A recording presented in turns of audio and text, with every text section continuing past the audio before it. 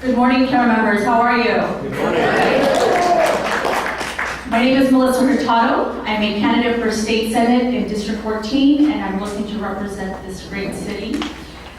I'm currently the council member for the city of Sanger, and I've been a healthcare advocate, and many of you probably have recognized me or have seen me for my healthcare work that we've done together over the last year and a half. I decided to run for state senate because I'm tired of the status quo, much like many of you, right? We're tired of the status quo. When I ran for city council, I jumped in for two main reasons: access to health care and jobs, good paying jobs. And over the years, I have been working with CARE along with other organizations to make sure that the Affordable Care Act doesn't get repealed here locally. And the reason why that is so important to me, it's personal, and it's also something that's really important to the rest of the districts and District 14. But for me personally, I have a sister that was born with a rare medical condition, has a pre-existing condition basically, and she needs her health care. And much like my father needs Medicare, and that's why I've been working with CARE, working through health access to make sure that the Affordable Care Act doesn't get repealed, but that we actually make it better here in the state of California, because there's a lot that could be done, that should be done, that is not being done.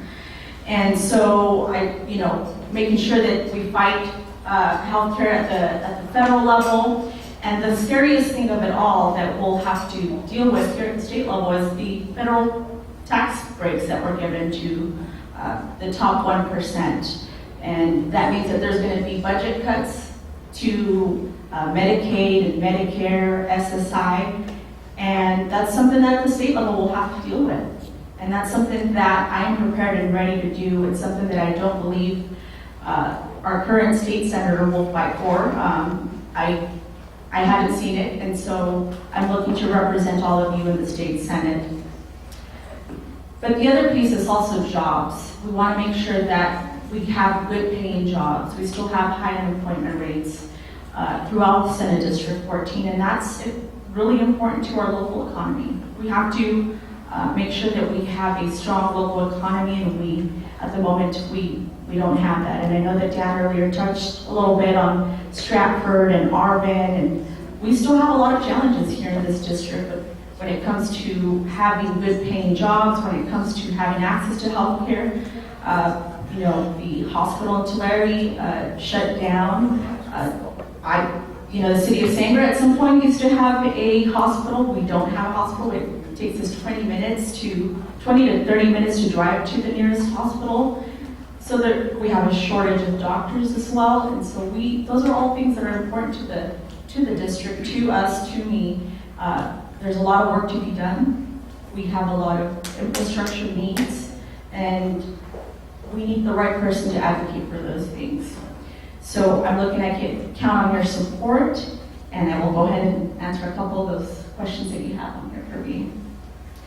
So, I do support home care. I'm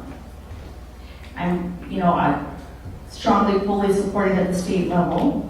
When it comes to transit dollars, going to road work and car-oriented programs and public and paratransit services, I have to say that as a council member for the city of Sanger, that's the number one calls to our fire department is pedestrian safety for our seniors in the city of Sanger. And so I know that's something that we need to really address at the state level, but we also need to address it at the local level as well. But it comes down to funding. And so we need funding to make sure that we have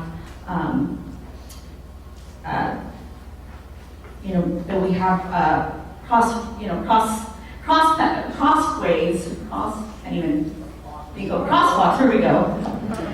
Sorry, I apologize. So we need to make sure that we have that. Of course, making sure that we protect the Affordable Care Act, making sure that We have, the funding is really important. If we really want to expand access, it really begins with making sure that the Affordable Care Act remains strong so we can truly have access to healthcare for all. We also know that the state is facing a crisis, right, when it comes to housing, but we're facing it locally as well. That I live in Sanger, so the rents are a little bit cheaper than in Fresno, but going around and going throughout the district, we know that renting is just not affordable, especially if you're on Social Security. I just don't understand how anyone can make a living the amount of Social Security that one gets and the amount of rents at the moment. So we need to make sure that we get more funding for affordable housing, and then we work with local governments to make that happen. Because one of the problems is, one thing is getting funding for affordable housing, but it's a whole other thing to actually work with local governments to make sure that the construction of affordable housing happens. And so that's something that I think that we need to really work on, that we haven't really seen happen as we need.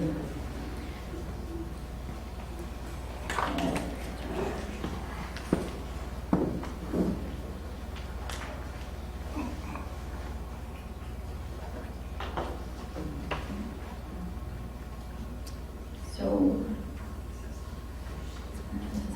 when it comes to SSI and COLA, I support that, and I'll make sure that I work with our next Congress member for CD21, CD22 to make sure that we get the appropriate COLAs that we need. So I'm fully in support of that.